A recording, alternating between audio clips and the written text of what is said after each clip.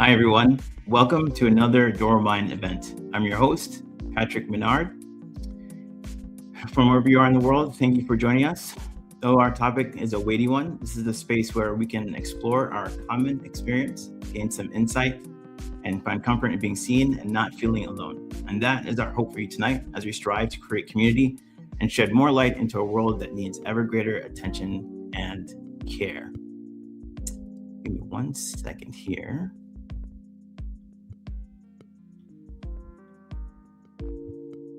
We have a minor technical difficulty. Take care of that really quick, and then we'll continue on.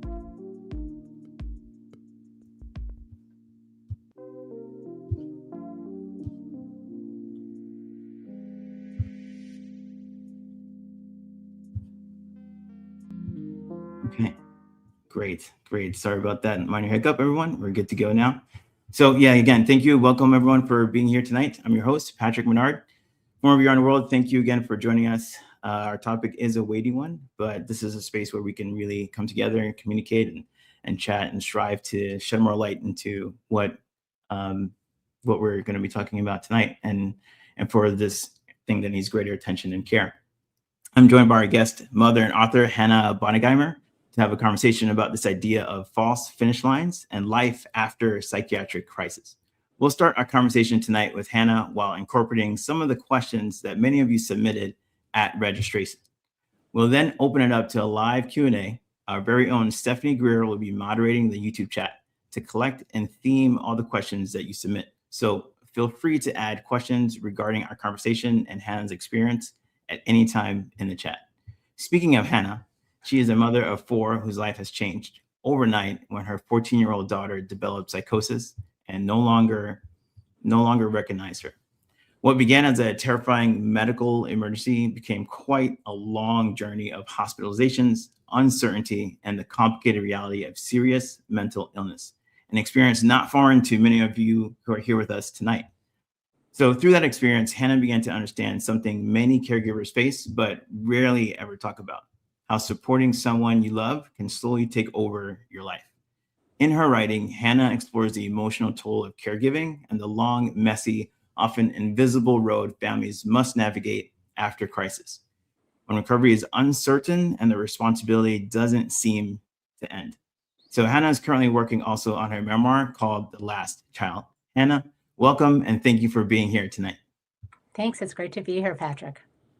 Great, wonderful. Before we dive in, I wanted to again thank you and your daughter, Sarah, for your permission and courage to share your story and continuing journey with psychosis to the world.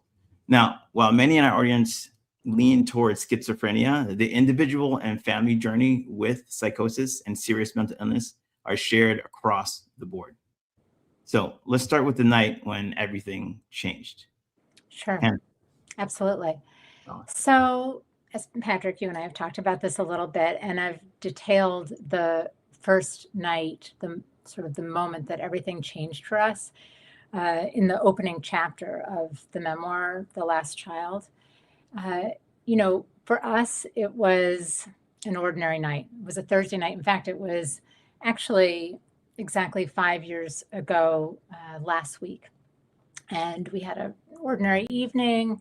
My daughter was watching TV. We were visiting with one of my son's friends in the kitchen, and my daughter went to bed. So it was a night just like every other night. In the middle of the night, my daughter showed up in my bedroom, and she told me that we needed to go to the hospital.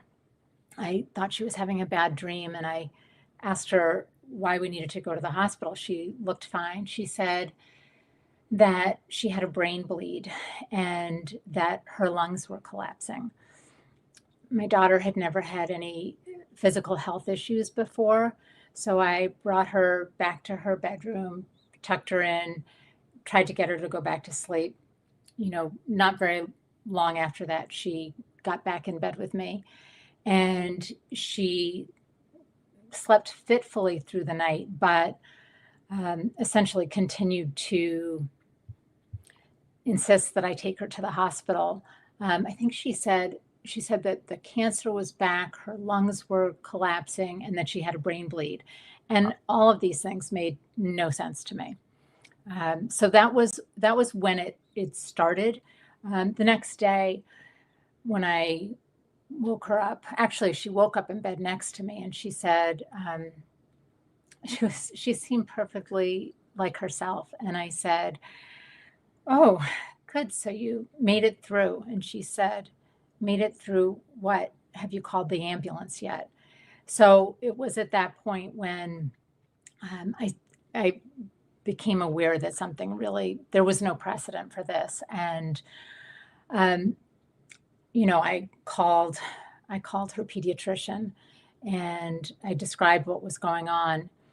And she asked me a question that honestly still kind of, it haunts me a little bit. She said, "Is there a reason you haven't taken her to the hospital yet?" And, I had that moment of feeling like a bad mother, um, because it seemed so evident to the nurse that I was speaking with that, of course, I would have taken her to the hospital. So I did, although before even getting to that point, my daughter began to stop recognizing me, and she at one point asked me who I was.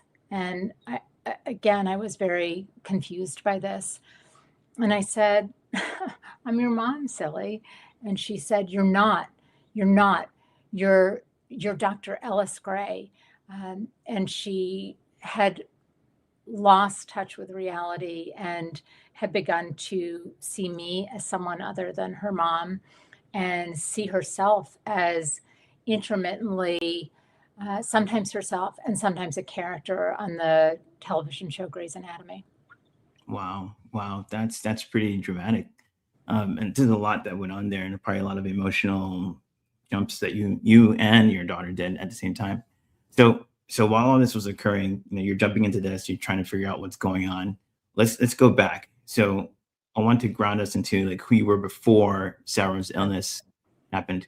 You were a busy professional, recently divorced mom, and Mhm. more. Looking back, how would you describe that Hannah who had no idea her world was about to change so drastically? It's kind of funny. It makes me smile a little bit to remember who I was then. So, as you mentioned earlier, I am a mother of 4 kids, and I had worked full time always, and had these 4 amazing children. I had left my marriage probably 4 or 5 years earlier, but I felt that at that time I was at sort of on the brink of something new. I had started a new relationship with a man that I was very much in love with. We had just probably a year and a half earlier, we had moved in together. But at that time, I was, traveling for work. My 3 older kids had just left for college, and I was beginning a new chapter of my adult life in a new relationship. So that's sort of where I was. I mean, it's feels ironic and a little bit humbling now to look back at how much confidence I had in myself, um, as as a parent and as a person in the world, uh, because everything was shaken by our experience. And in a lot of ways, I think about how fortunate I was really to have that experience of confidence going into it, because I really just believed that all my kids were fine. She was my fourth. There was a big gap between her and her next closest sibling. And she had always been different. I mean, was no doubt about the fact that one of my friends said to me, they broke the mold when they made Sarah. So she, from the beginning, was a different kid, but she was so loved and so supported by not just me, but her older siblings and her dad and our extended family. So I always thought of Sarah almost like she was a bonus for us. She was a little family mascot, and she was very funny, charming and quirky, and a very I don't know, she had this crazy blonde hair in curls that we always said she looked like Shirley Temple. So anyway, so we were I want to say a very happy, loving, if fragmented family. We were reconstituting ourselves after the divorce, but we were still very much a family that supported one another, and especially supported Sarah because she was the one who was experiencing the greatest instability as these life changes were happening around the end of my marriage and the change in our living circumstance. Mm-hmm, mm-hmm. You answered one of my other questions I was going to ask as well, like who is Sarah before, and you put all that together. So it's great to hear the picture of who you both were before this catastrophe kind of jumped into your life. We also had a member of the community ask a question that feels right to ask here. Looking in the rearview mirror, what would you tell the Hannah at the very beginning of Sarah's mental health crisis? Knowing what you know now about the road ahead, like what's the one thing that version of you needed to hear most? Well, you know, to go back to that episode of Psychosis, I guess I want to put some parameters around it. So what I began to describe happened over the course of a weekend, and it extended into a 2-week stay in the emergency room of our local children's hospital. And it was, so one of the things that was really confusing was that what I learned is that sudden onset of psychosis like that is very unusual. And so she was being assessed for possible trauma, possible assault, or possible underlying medical cause. So none of that was clear to me at the time. That was part of the maze of finding yourself in a psychiatric emergency that you're not sure what's going on. And also the doctors aren't sure, but what they were recommending is that she go to an acute inpatient psychiatric hospital. And what we were told at the time was that a typical stay at an acute inpatient hospital would be between 10 days and 2 weeks. So bear in mind that when that started, she'd already been in the hospital for 2 weeks before there was a huge shortage of inpatient beds. So it took 2 weeks to even get to an inpatient hospital. And then once she was there, it was not 10 days or 2 weeks. She was in the hospital for an additional 7 weeks. So out of nowhere, we have this first episode that lasts for 9 weeks. So when you ask, what would the today self tell that person? I think what was startling for me was a terrible thing happened to my daughter. And in the summer that followed her discharge, I imagined it to be, as you said earlier, a single episode. And in a way that I feel a little embarrassed about now, I think I just thought, I don't know what that was, but thank goodness that's over. And I imagined it to be something that we might never understand, but that had a beginning and an end, and it was over, and now we could put our lives back together. But Mm-hmm. I was desperately, desperately mistaken, because that fall she was hospitalized a second time, and a third time, and a fourth time, and a fifth time. And each time she was away from home, there seemed less and less hope of her recovery. So, I think when you ask that question, what would I say to that person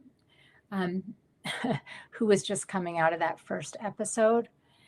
It's the same thing I would say to anyone, which is that our lives are filled with uncertainty, and any idea we have that we have a certain future or that we can predict what will happen in our lives that's part of the false finish line that we'll talk about a little bit more.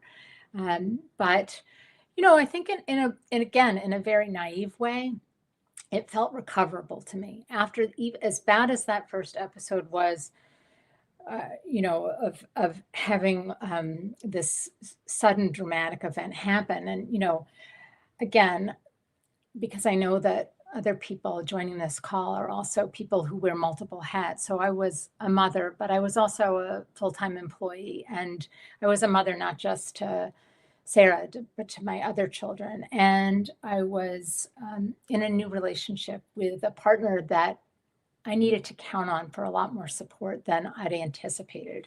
I was a new figure in my partner's children's lives. So, and I was a daughter to my aging parents who lived nearby. There were lots of different things I was trying to do. But you know what?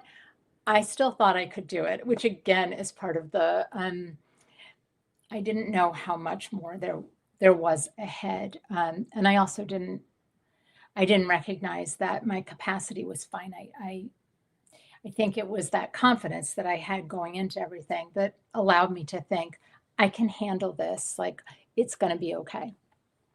Wow. Wow. That's incredible. I mean, the story of, 6 hospitalizations, everything that went on in between. I think, clinically crisis is treated as a short-term emergency to be managed and moved past. But, what you unpacked there is something that went on for months, right? And there are layers of struggle there. And you talked about some of them. What were some of the impacts on your family as a result during that time as well? Oh, well, family to me is such a constellation of people and places. But, I think in a way, my older children, they were required to step up and sort of take care of themselves in a way that, they were all independent and in college already at that point. But I feel like as a family resource, I shrunk in a way to almost a laser point. I could only barely be available to Sarah, to the hospital, to calls with her doctors, to calls with social workers, to trying to figure out her schooling, which was a moving target. And so, in a way, I leaned on my children more than any parent wants to. But I think more by requiring them to continue functioning independently, more independently than, I wish would have been the case. Got it. There's another audience question that may be great to interject here from that was submitted earlier. Many of our caregivers in the audience have struggled when their loved ones, don't really believe that they have an illness or simply can't see it, that their own symptoms. Did you face this challenge with Sarah? And if you did, what did you learn about navigating that specific disconnect along the way? Mm-hmm. So, I told you this the other day, Patrick, that I was talking to Sarah, and out of the blue, she said to me, sometimes I feel unlucky. And she started to describe some of the reasons that she didn't feel lucky. And then she countered it by saying that she also felt and feels lucky because she has a loving family. And she said, I think she said, I feel supported and loved and seen. And I was like, I think I told you I transcribed it right that minute. But the answer to your question about whether Sarah had awareness of her illness, we were lucky. She did have an awareness of her illness. In fact, even this morning, she said something about the incredible relationship between the medication she now takes and her relative stability that she experiences now. That said, there's a lot of complexity and nuance. She will sometimes say, and just so everyone knows, Sarah knows that I'm doing this call and it has her complete support and blessing. But when we talk about mental illness, she says, but I'm not ill anymore, am I? And that's a question that is kind of loaded and a little bit fraught because I don't really know the answer to that question. I do know she's not in the hospital, and I know she hasn't been in the hospital for a few years, but I also know that she is managing a condition that will require her vigilance and ours for the rest of her life and for ours. So I don't think that's a very satisfactory answer, but it's my best one. it's, any answer that you share is it's your experience, right? And this is what's going on with you and your daughter, right? And the realization that your daughter's having and how she's asking these questions, I think all of us want to be well. Like whenever we get sick, we want to be well, right? And we never want to be in this place where we have something that's continuing. But once you have that, you have this tension, and I think you both are navigating it quite well. And this connection that you have in this open conversation really helps to kind of push that along. So thank you for your honest and candid answer there. Sure. Before we move on to the next section about the false finish line, going back to the hospital scenario, was there anything when you were inside the mental health system that really surprised you once you were inside it that you weren't expecting? Well, I was thinking, I think about this a lot all the time. And one of the great frustrations to me of finding ourselves in a place that I would say, like, suddenly we were members of a club that we didn't particularly want to join. But I almost felt like the people like, I almost felt like no one wanted us in that club either. I didn't feel like I was frustrated by the absence of answers. And I think I imagined that there would be, I think we dealt with a lot of people who were very supportive and encouraging. But if you asked me at that time how I felt, I would not say that. I would say that I felt isolated. I felt very alone. And honestly, I feel like that's the biggest reason for me to even write the book and want to talk about our experience tonight, is because even when Sarah was in the hospital, even when she was, getting 24-hour day support with psychiatrists and MHS people and social workers, I felt so alone. And it's actually something my husband said to me about when he finished reading the book. He said, it's funny, like reading the whole thing, it sounds like you were alone the whole time. And I felt a little bad about that because I wasn't. I had this wonderful new partner who was by my side, but I couldn't deny what he was suggesting, which is how very alone I felt, and how little support it felt like there was for me. And when I look back on that now, it's so interesting because I think, after Sarah's first hospitalization, that one that was 9 weeks, I got a call from the inpatient hospital, and maybe it was 2 or 3 days after she'd been there, but it was a really well-meaning, nice, like a social worker, calling to see if we wanted to join like a family support group. And I was almost, again, embarrassed to say, I was almost offended. Like, no, I'm not joining a family support group. Like, in my mind, this was a passing thing.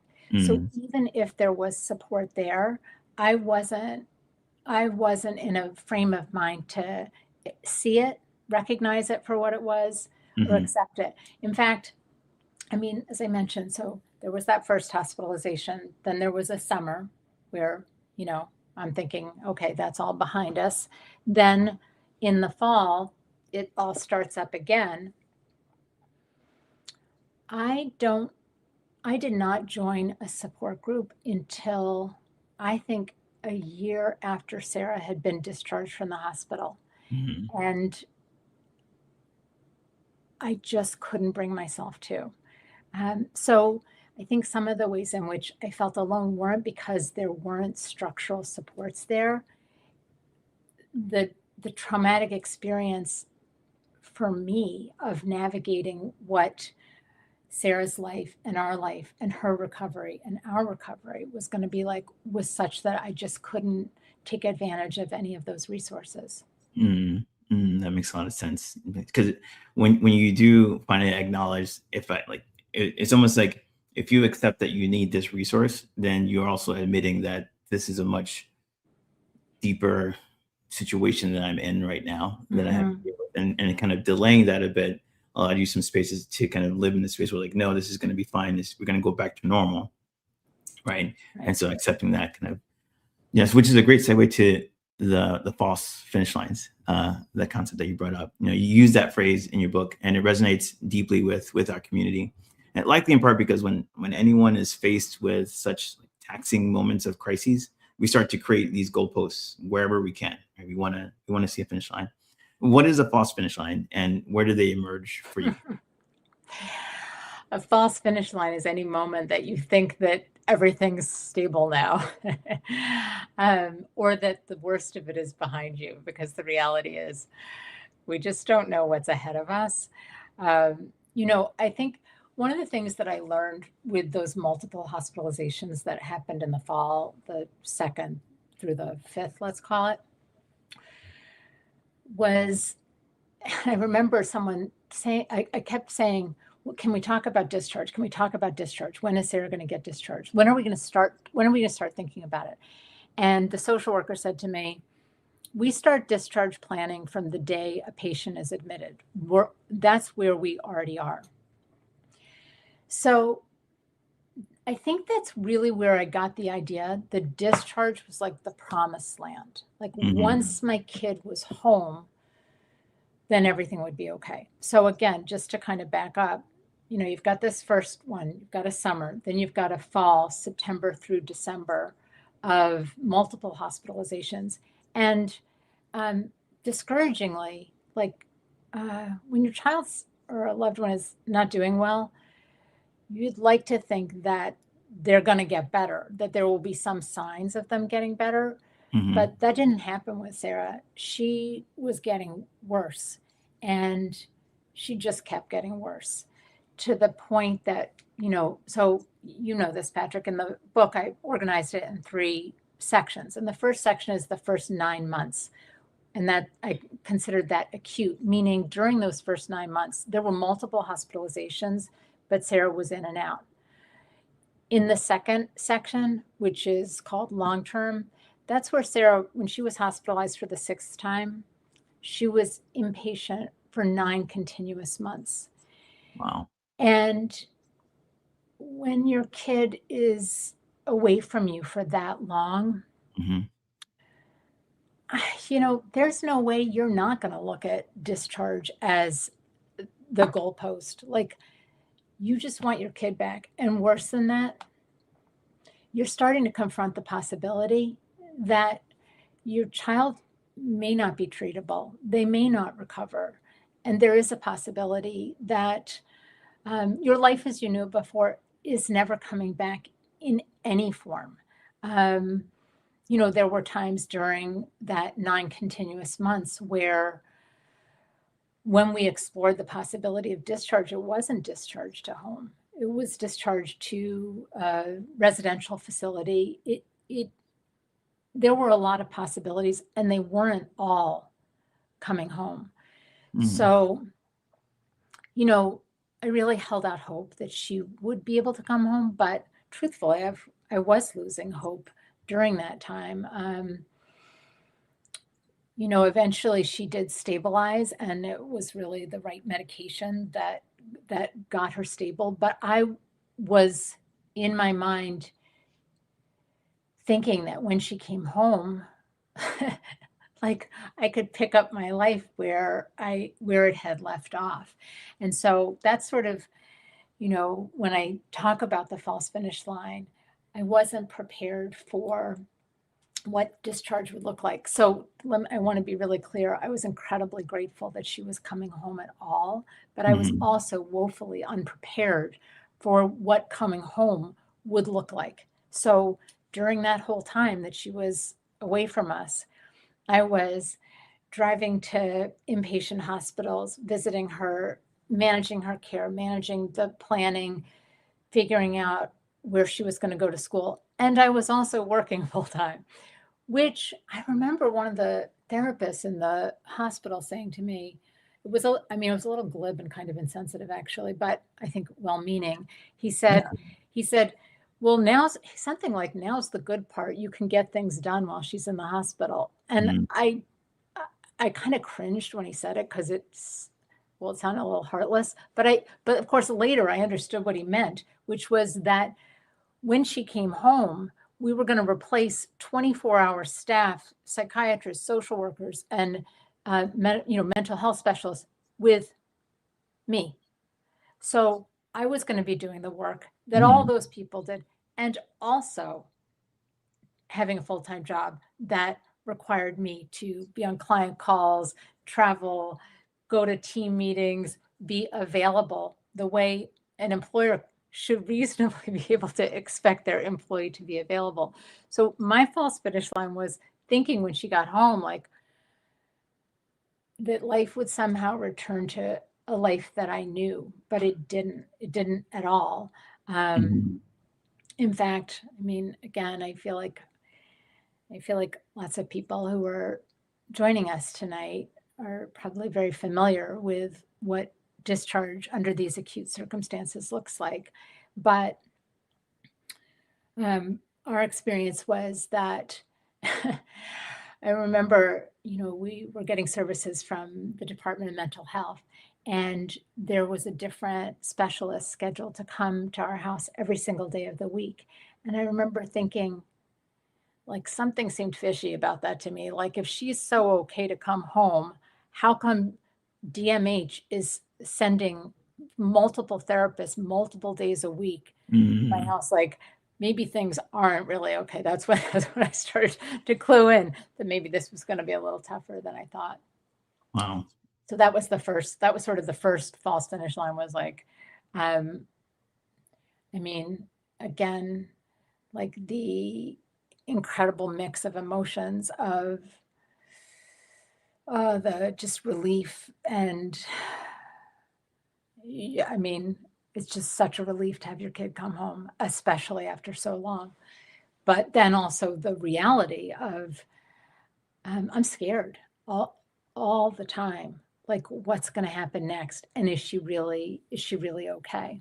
In your response, you also talked about the weight of caregiving, that surprise, that shock that, once your daughter came home, all of the care that the hospital did was going to fall on your shoulders. Like, it's almost an impossible thing to put on anyone, right? To multiply those efforts. What is one thing that you wish people understood about the day-to-day life after the hospital doors close? Well, I mean, there's so much that is so sensitive about mental illness. And it's so stigmatized. I found it really hard to talk about, particularly, the question of safety. And when I say safety, I mean Sarah's safety and also mine, because, our greatest concern was, whether Sarah was safe enough to be at home, whether we needed to worry that her illness would result in her harming herself in a way that required rehospitalization, and that it was going to be my job to be on the lookout for that. But in our case, there was a second layer that was really even more complicated and really painful to kind of even acknowledge, which was that Sarah, at her most dysregulated, had become physically aggressive, and she had been harmful to me, which, again, like, not to sound like Pollyanna, but in a way, it was her aggression to me that finally pushed her clinicians over the edge to give her the medication of last resort. I kind of shudder to think at how long she would have been in this spin cycle of never getting the right treatment until she assaulted me. But that experience of being harmed by my child was something that, oh gosh, it stayed with me, and it haunted me, because I was both responsible for keeping her safe, but I was also fearful for my own safety, and that felt really inadmissible. It felt it felt shameful to experience, and it felt treasonous to admit, because because I love my daughter so much. Mm, And it felt like I didn't want anyone to have a negative view of her. Like, she's the greatest kid and she's so loving, but she wasn't herself when she was mm, ill. And I think I wanted to shield her from anyone seeing that. And I also kind of wanted to, like, almost pretend it hadn't happened because it was so mhm, scary for me to, like, you know, my husband, he was so great. He is so great, but he would travel for work sometimes. And oh gosh, it was so, I didn't want to be this like clingy, nervous wife about, I don't want you to be gone. I don't want to be alone in the house. And mhm, yet that's just what had to happen. mhm. Yeah. Wow. Wow. That's intense. I mean, it's almost like a just cognitive dissonance that you have as well, right? You're here with your loved one, and at the same time, there's a fear there, but there's a connection, and so Hmm. you have to kind of rise above that somehow, which Yeah. you were able to do, right? And then kind of push through towards the next level of recovery, which is Hmm. courageous on both your fronts, on both you and Sarah. Thank you. Um, you mentioned that was the first finish line. Yeah, Which we had two two false finish lines. I mean, they're both joyous moments, but equally equal fake outs, I guess. The first one was, as I mentioned, that when all of this began, this was 5 years ago, and my partner Nick and we had been together for a few years. We had just been living together for a year and a half, and he proposed he proposed to me before Sarah became ill. And as you can imagine, getting married quickly became, I think it was like 2 or 3, now that I'm thinking about it, it was 2 or 3 months before this happened. I don't believe there's any relationship there, just to be clear. But um, once Sarah was in the hospital, there was there was no talk of, like, when are we getting hitched? That was just not a thing. Mhm, mhm, However, over the summer when she was in and out of the hospital that fall, I think more as a kind of a beacon of light that we just needed to shine on the future, we started to talk about when our wedding would be. And for quite a while there, I think we really thought Sarah was going to get better sooner than she actually did. So that allowed us to be mhm, naively optimistic.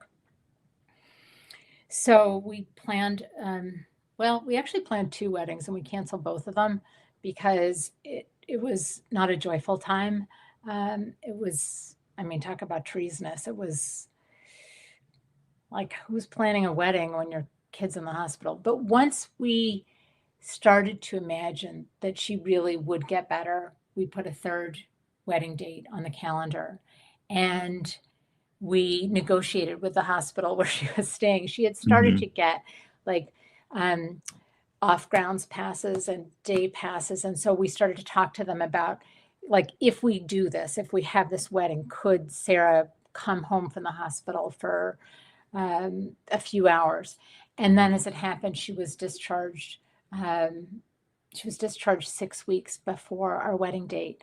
So the second finish line was this sort of audacious goal, really, of, can we not only have Sarah home from the hospital, but can we get married and can Sarah be there? And it really was. I mean, that was one of my favorite chapters to write about in the book, was because it happened. That did happen. We got married 6 weeks after, and Sarah was there, and we had a lot of concern going into it of, you know, be people, music, and it's loud, and will this be okay for her? But come to find out, Sarah thrives in that environment. So, bring that's awesome. my older daughter's getting married this summer. I'm not worried. I think Sarah will be fine. Um, but what happened after the wedding was, you're back in it with this recovery. And as most people know, like, being married, it's a wonderful thing if you're in a good marriage, but it doesn't solve your problems. It's just Mhm, the backdrop against which you're living your life. And Sarah was well enough to be home from the hospital, but she was pretty unstable. And the recovery wasn't what I imagined. And so we passed that first finish line of discharge. And that was really hard, those first 6 weeks. But, you know, in my memory, we were just aiming for the wedding. Got to the wedding, I had a wonderful time. And then things started to kind of go downhill. And that's when, you know, you and I talked about this, Patrick, is that over the next 5 to 6 months, as I began to recognize that my old life was never coming back, like it was never, nothing would ever be the same.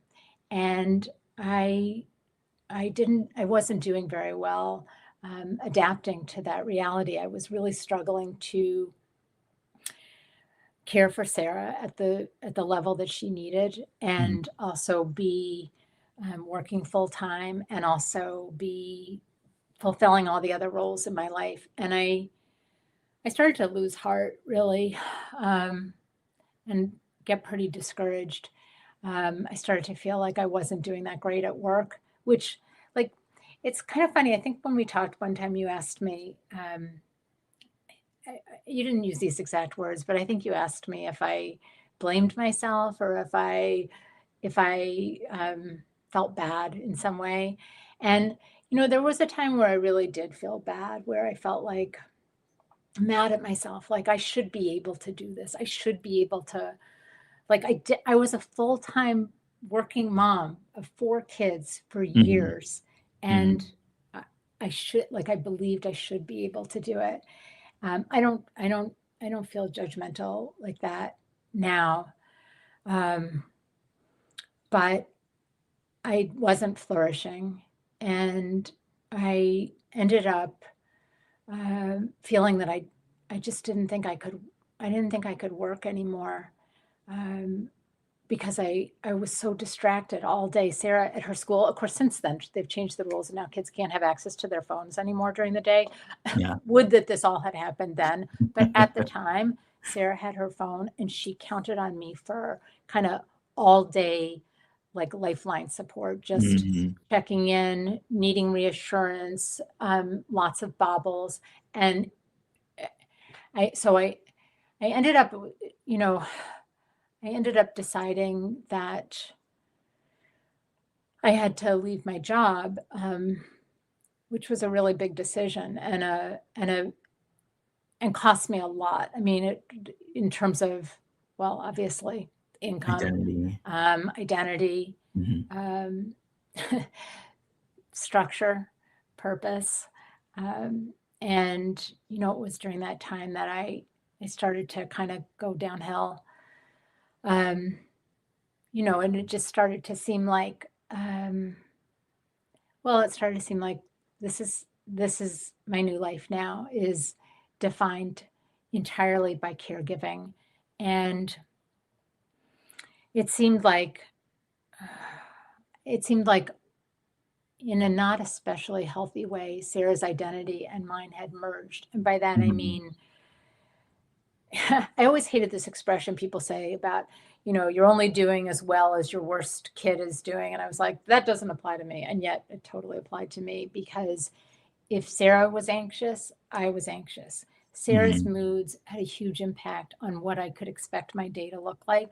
If she left the house in a, let's say, state of near dysregulation, I knew that I had to have my phone with me, because I would be getting, in all likelihood, a call from the school.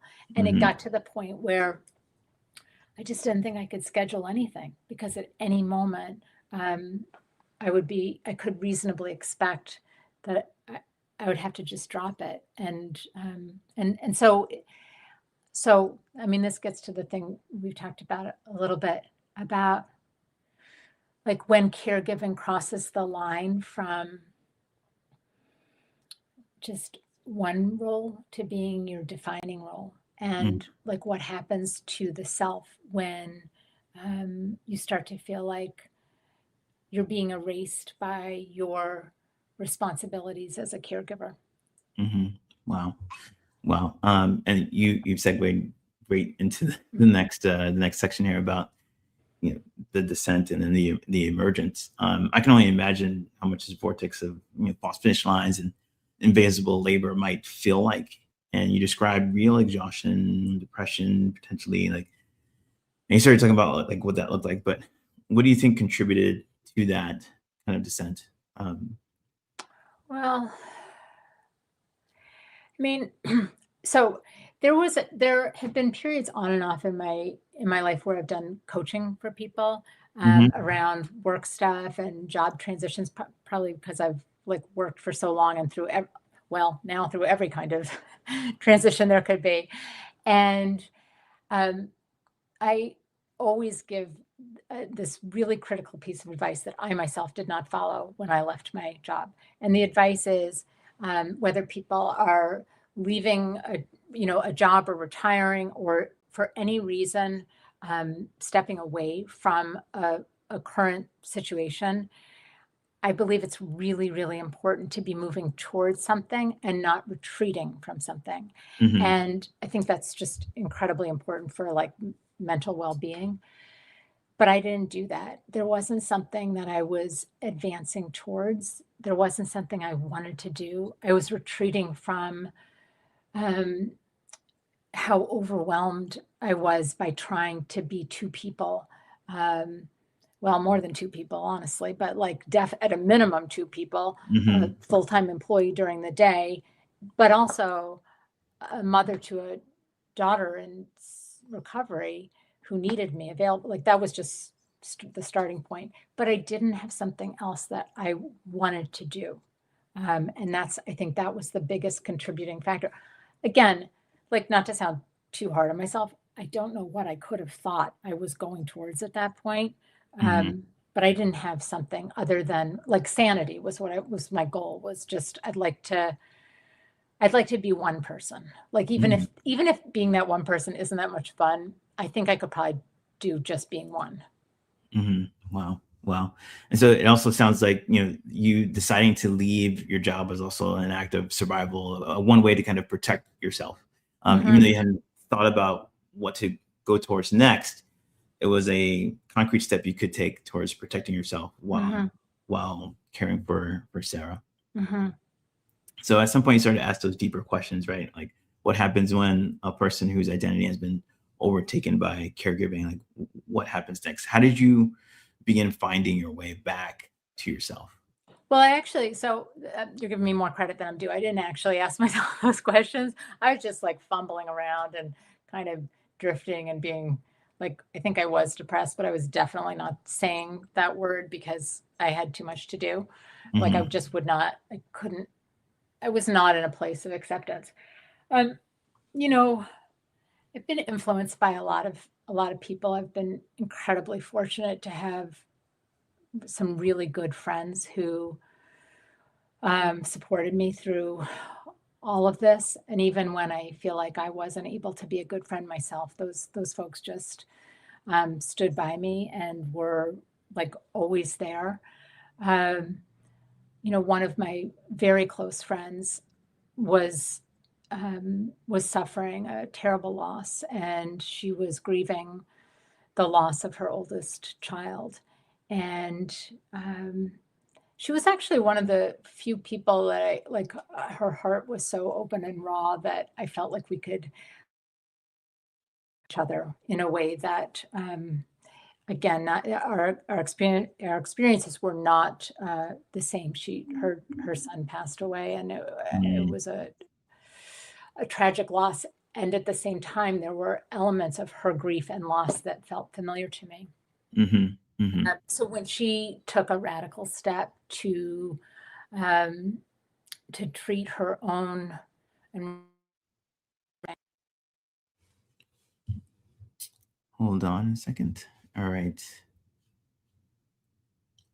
Give us a moment.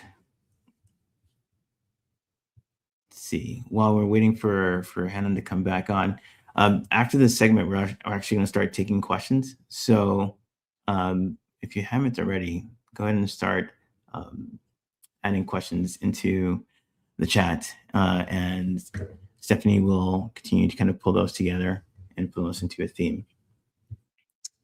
And also, while we're waiting on, I would like to hear, a little bit about, how much this might be resonating with a few of the folks who are watching the show right now. Maybe start typing that into the chat too, and we can begin to kind of talk about that.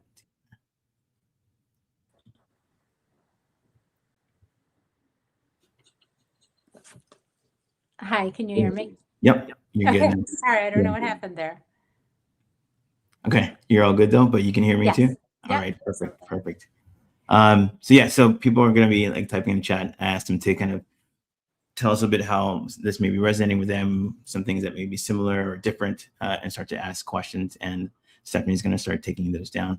So, but you were in the middle of your story about. Just part of the beginning of recovery was recognizing that that Sarah wasn't the only person who was recovering. And that was I have to say, I think that was a bit of a watershed moment of recognizing that although Sarah is the person who was affected by mental illness, when a family member is affected, the whole family is affected. And so recognizing that was the beginning of my own sort of the start of recovery. Great. Thank you so much for answering that. There was an audience question that was also submitted prior to the event. And this one, received not just one, but like several questions from people watching who are feeling the physical and emotional weight of this journey. One person asked quite vulnerably, like, what if I lose my own health while navigating this and I just want my own life back? Mm-hmm. Another asked about like how the setting of boundaries might help. And so when you were in that place of wanting your life back, how did you kind of navigate the guilt of setting boundaries? And then what do you do to learn about protecting your own health while still caring for Sarah? Mm-hmm. Yeah. So you can hear me, right? Yes. Yeah. Okay, good. Yeah. So in terms of protecting your health, there were a lot of times where I just was so demoralized that I don't know. I think that prioritizing your physical health, like even taking action, is a sign of mental well-being. That, oh gosh, oh, are you? Yeah, you're still good. You're good. Okay. So I'm sorry, I'm distracted because I'm hearing the Bruins in my AirPods. So I'm just gonna text Sarah to. No worries at all. And then once we finish this question, we'll talk a little bit about your rebirth moment. And then one more audience question. So, I think we're talking about physical health and well-being, prioritizing that. So, so I think, what I started to do, well, first there was a long period where I wasn't prioritizing it because I think it's just a fact that when you're depressed, you're not motivated. Like you can't really, like, exercise just seems like a luxury thing that people who aren't really struggling, those people are able to do. But I found that when I felt weak, when I felt demoralized, I felt physically weak. But I would conscientiously tell myself I can be strong. Like, I mean, I feel like this sounds really silly, but I actually had to voice over to myself, I can be strong. I've done all of this. And then I would start walking. Walking was how I started. The other thing I was going to say, you mentioned about feeling guilty. I don't think I ever felt guilty. I just felt like, well, I felt a little like, I'm sort of reluctant to even say this, but sometimes things felt unfair to me. Like I I watched lots of other people whose lives seemed to go on in ways that I could tell mine never was or never will. And my antidote to that was to start building ways that I could feel good about my life. And it didn't, I won't say it didn't matter, but that I could live with the curveballs that were coming our way. Mm-hmm. That's great. Now, you called your memoir a sort of rebirth. So for those watching who feel like their entire identity has been swallowed by the impact of their loved one's diagnosis, how did writing become part of that process of reclaiming yourself? Well, it was actually pretty transformational. I mean, and I'm saying that not in a prescriptive way, but just for my own experience. When I started to feel ready to try anything besides just being a caregiver, it started so slowly in a way that like my old self probably would have laughed at my new self because I was thumbing through a local community adult ed catalog and thinking about taking a couple of classes. And um, that was a pretty big deal that I would even consider like rejoining polite society because I don't want to say a hermit, but I wasn't interested in meeting other people or talking to anyone about anything other than, by the way, this is my kid, this is my life. So I started that way.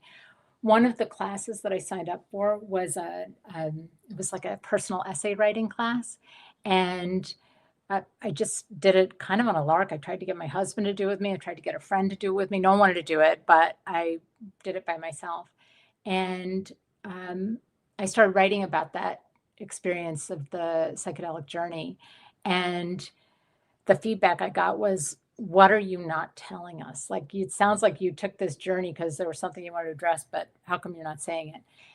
I didn't write about it at first because I wasn't ready to. But then when I started to, I found it um, really surprisingly therapeutic, which everyone says. I don't know why I didn't believe it, but I did find it to be pretty helpful. Wow. Wow. Um, so moving on to the next question, and this is again an audience question. They said, we've talked about self-erasure as a weight, but one member of our community asked a very provocative question. Is self-erasure necessarily a negative thing?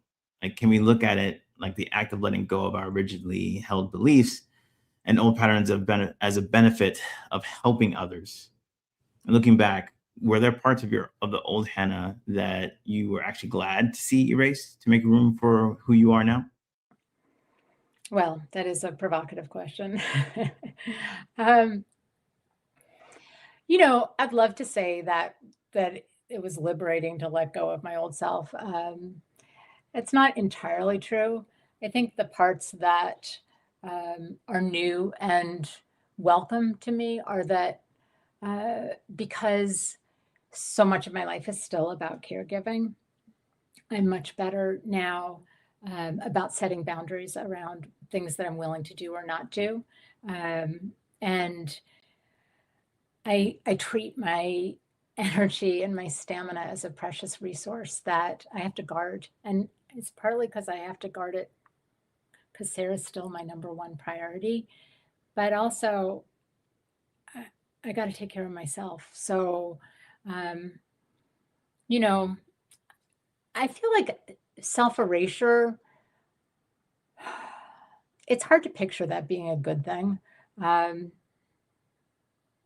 it's really a question of, if what the way I think about it is, if caregiving as an exclusive occupation is really gratifying to you, then it isn't self erasure. It's only self erasure if there's a part of yourself that isn't able to be expressed, that you're missing or grieving. And it turned out, like, I was very surprised to learn that giving up my public identity as a professional for over 25 years, I'd always downplayed the importance of that. I was pretty casual about it. But then when it was gone, it turned out to be more of a loss than I understood it would be. Hmm. Hmm. Hmm. And so then, beginning to write again, that gave you a new found purpose to kind of find enjoyment and fulfillment in a way that not only helps you, but also has this potential capability to help multiple people in a ripple effect around the world who may be experiencing a similar type of road to recovery. Well, that's the biggest motivating thing to me is, as I mentioned earlier, I, the isolation, the feeling of being alone, and then the feeling that you can't talk about what you're experiencing because for so many reasons, it's either embarrassing or you feel protective of your family member or, there's just kind of a collective sense of shame around mental illness that recognizing what I experienced, it's very motivating for me to talk openly about what that experience was because I don't want anyone else to feel that way. Like, and my hope is, I was thinking a lot about this. Like, why even write a book? Why write this book? Why does who cares? Like, who needs to hear this story? And I think, gosh, I would have liked to have heard this story. I would have liked to have known that something like this could happen. And I also believe deeply in like our common humanity and the ways in which we all benefit from having deeper insight into one another's experiences. So that's really important to me too. So I think, it's like sometimes I think about this book and I think, I don't know where it goes. I hope that lots of people read it, but I'm just happy to be talking about it here tonight with the people who are gathered in this group. So, my goal is to kind of minimize the isolation that people feel, or at least that I felt. Right. Thank you so much, Hannah. So we're going to open it now to curated audience questions, and we're going to welcome Stephanie onto the stage as well. Hey, Stephanie, how are you doing? I'm great. I have just really been thoroughly enjoying the conversation and excited to bring you news from our audience. Great. Awesome. We're looking forward to hearing it. Yeah. So just to get started, I want to share with Hannah just some of the overwhelming sense of how this audience is relating and identifying these same themes. Even from the very beginning, people talking about how that one and done feeling was just so present with them, or that the people at the hospital really don't make this clear what this is going to look like afterwards. People, said, this sounds like me. I feel like this is my life. And, you touch on everything that I've also felt. Thank you for making us feel less alone. So just to start. It means a lot to me. So I'm really heartened to hear that. So thank you. Yeah. So I just want to make sure you feel some of that because I'm feeling no, because I'm only looking at you guys. I see no questions, no chat, no nothing. Yeah. So the questions have ranged across, and I also continue to welcome anybody to add questions as we go. There's a bit of a theme which I think we haven't touched on, which is a little bit more of kind of the tactical. So what was particularly helpful in recovery? Finding the right doctors, what medication ultimately helped. Let me talk a little bit about, that aspect of the treatment journey. Sure. Yeah. So, a defining characteristic of our experience that at the time, I only knew our experience, but we experienced a revolving door of psychiatrists. And it's one of the things, like, so in my book, it's not like an angry rant or anything, but I will say to this group that I felt that the sort of elapsed time to getting to a diagnosis and treatment of my kid was compromised or delayed by the fact that there were so many different psychiatrists rotating in and out. Wow. In the end, there were conversations that were taking place from pretty early on about clozapine, sometimes called Clozaril, which, Sarah's dad and I sort of referred to it as the nuclear option because it was so scary and daunting. But by the time she'd been in the hospital, so many times. And then, as I mentioned, after she assaulted me, that's when it seemed like the collective team was ready to roll up their sleeves and kind of belly up to this frightening prospect. But it made a huge, huge difference. I mean, it's the kind of thing that,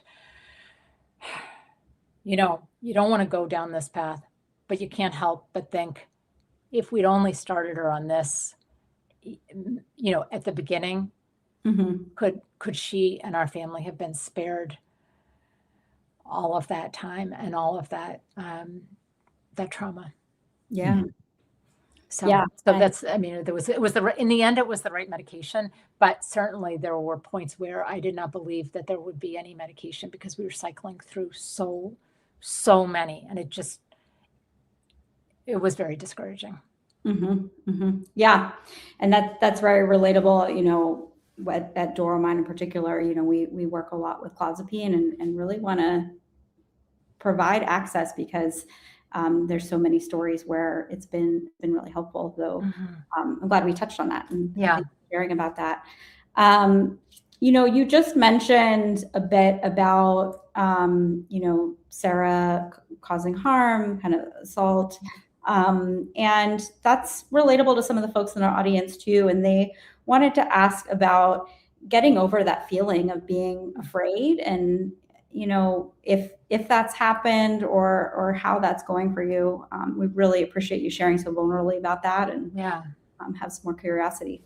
Yeah, I'm happy to share about it. I mean, so that part of the recovery was slow for me.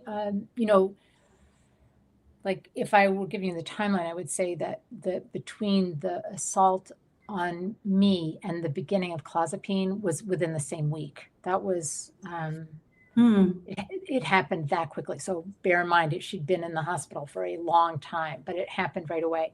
And the second I mean, literally the day she started taking the clozapine, the aggression towards staff in the hospital, it completely stopped.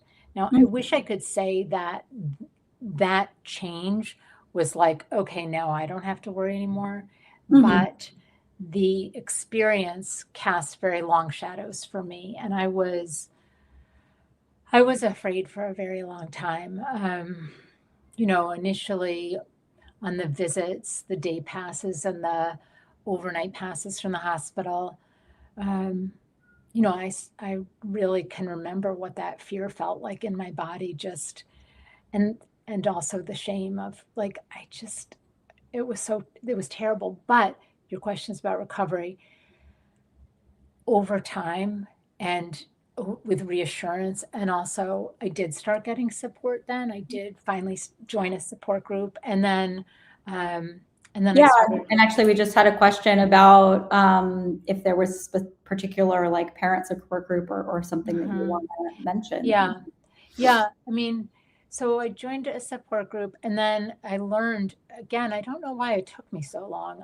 I feel like there must have been resources available that I just wasn't taking advantage of sooner. But then through the practice, the psychiatry practice that my daughter goes to, the social worker who ran the parent group also offered one-on-one support to families. And so my husband and I started meeting with her. It was the first time we'd gotten support, and she was incredible, has been incredible, is still an ongoing resource for us. But I feel like, I mean, the thing that was the most healing was time, and just seeing Sarah more stable than not. And then kind of almost repeating mantras to myself of, it's different now. She's okay now. I'm safe now. She's safe. It's okay. Like, but it took a lot. And it's a lot better now, but it took a lot longer than I would have liked. Yeah. Thank you. That makes a lot of sense. And it's really great to hear that you got that support. And I think the family support and coaching is really critical, and often takes some time to come around to, as you're talking about. Like, most of my questions for the social worker, they veer in the direction of, like, what if this, what if that? And then she will kind of ground, like, my husband's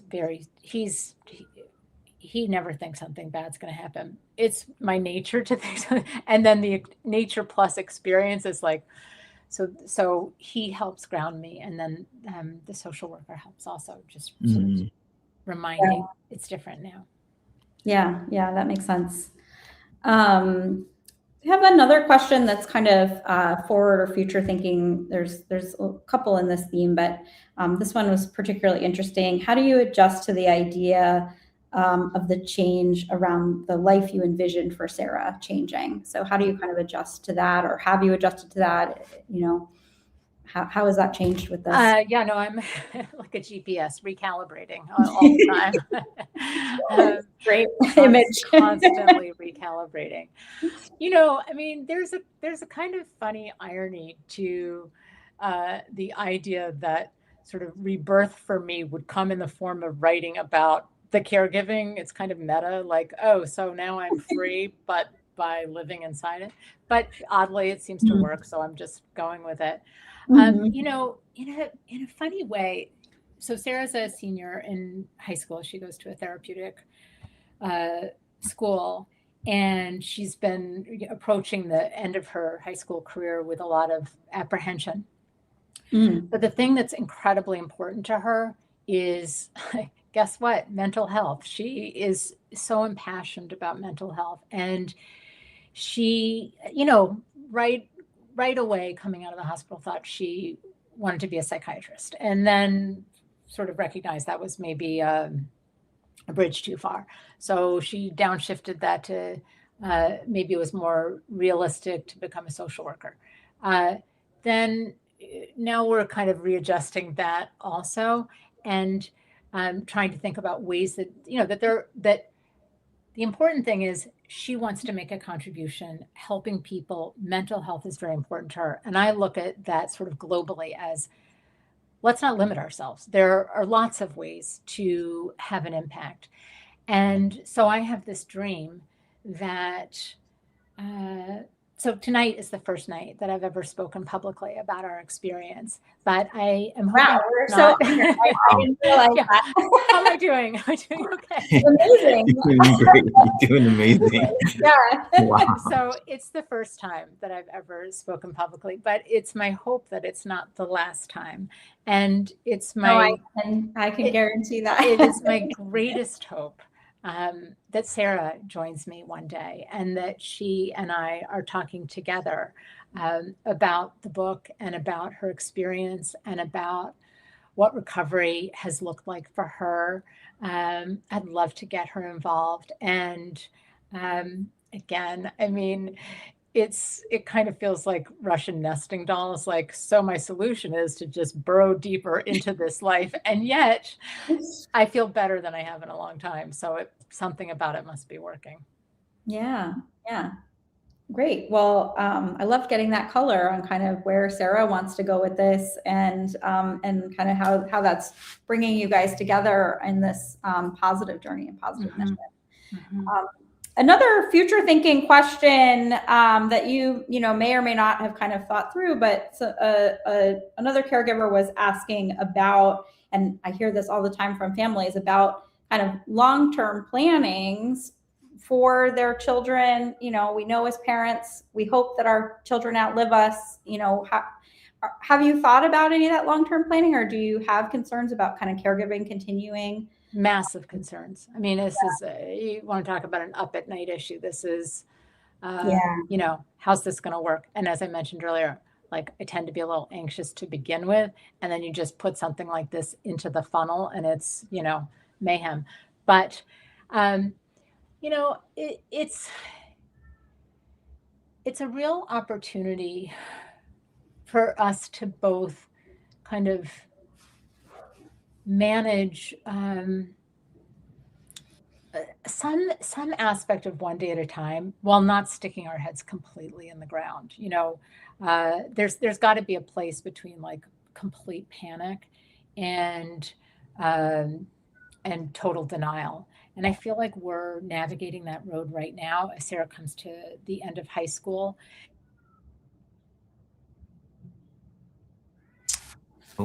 Oh no, are we having technical issues again? Yeah. This is really Well, I would love to share this when Hannah's back, but Patrick, one of the comments we got, I'll share this now. Hannah, I just want to let you know, one of the comments that we got earlier was when we had the tech issues and the Bruins, they said, life interrupting life is beautifully perfect. So, well, and it couldn't have been more perfect too, because talk about life imitating art, or art imitating life. So my headphones somehow connected to Sarah's phone, which she's obviously watching the Bruins. So while I was listening to the two of you, I was getting like a play of the Bruins game. So very relatable to, I would say, especially some of the mothers in our audience. But but now that we've got you back, we were really, talking about this big issue of, how take the future, and sounds like one day at a time.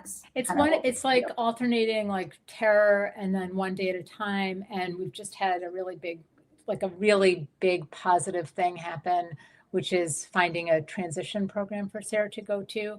And that's like, as of, I think this week, is very likely going to happen. So that's kind of giving us a moment to exhale and feel hopeful, which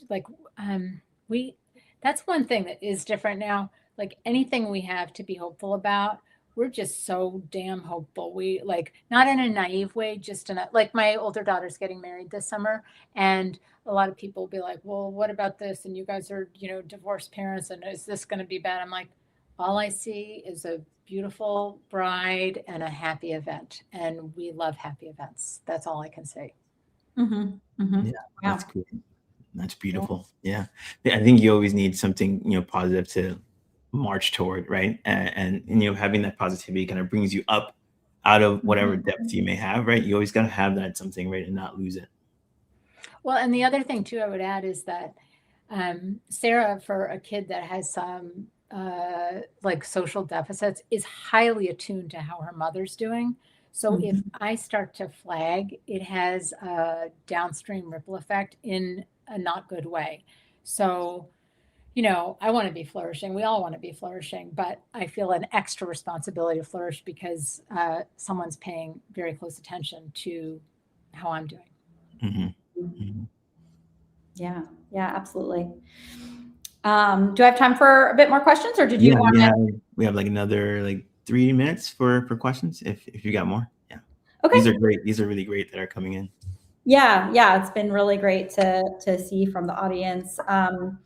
I think one thing that we touched on earlier, we always have this theme, particularly in some of the questions from the audience that registered, and a couple here now on this issue of awareness and lack of awareness. Now, you already talked about Sarah having awareness on her illness, but we did have a question about when did she develop that awareness, or is there something that you can talk about kind of her experience of, I know that with psychosis in particular, being unaware of the event, or some people describe it as being in it is different. Can you talk a little bit more about that, and if there was a moment where she developed particular insight? I think it was very gradual and very slowly unfolding. And you're quite right. I mean, someone who's in the midst of a psychotic episode, which, usually I think lasts 6 to 8 weeks. It's like, you can't tell someone who's psychotic, they're psychotic. They're not in their, right mind. Sarah actually displayed a surprising lack of curiosity about sort of what happened for a long time. So for the longest time, it was just trying to ground her in the day-to-day. She didn't have that many questions, which in a way was good because we didn't have that many answers. It took a very long time. I mean, doctors were still chasing the idea that there was an underlying medical explanation for her behavior. Over a year into her hospitalizations, where she was at Mass General having lumbar punctures and every kind of, it was still a fishing expedition. So we didn't have answers. And eventually we started to talk about it more openly. But it wasn't fraught. And it felt like, in a weird way, we both arrived in a place of readiness to talk about it, even talking eventually about the aggression. which felt like a third rail thing to me for quite a while. But eventually we got to a place where we talk openly about everything now. Okay, great. Well, thank you. Thank you for exploring that a little bit more. I know that, each journey is a bit different with that, and it's helpful to just, hear more, especially when this is so stigmatized. So I think that we've answered a lot from our audience. I know that they'll be hungry for more later, but I'll pass it off to you, Patrick, and thank you so much, Hannah. Sure. Thank you, Stephanie. Really appreciate it. Okay, so there was one question I think we might have time to kind of cover a little bit, and you talked a little bit about it earlier, where you jumped from psychiatrist to psychiatrist, et cetera, et cetera. And someone asked, like, how do you find the right doctors, right? Having had that experience, is there any insights or words of wisdom that you can help to kind of help people kind of navigate that? Well, I mean, most of the psychiatrists we encountered were part of our inpatient hospitalizations, and we didn't have any choice in that matter. It was, we just got whoever we got, and we didn't feel we had any kind of agency or role in a selection process. Weirdly, when Sarah had been in the hospital, state-run hospital, for 9 months, in the end, the last place she was, the discharge planning required that she have an outpatient psychiatrist. And that was the first time it was like, okay, so pick a doctor, find a doctor.